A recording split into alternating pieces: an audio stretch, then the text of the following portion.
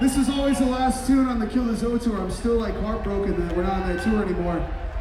Honestly, like Matt has become one of my greatest friends of all time. We're writing on so much more music as well. But we always played this tune as the last tune, so here's our last tune.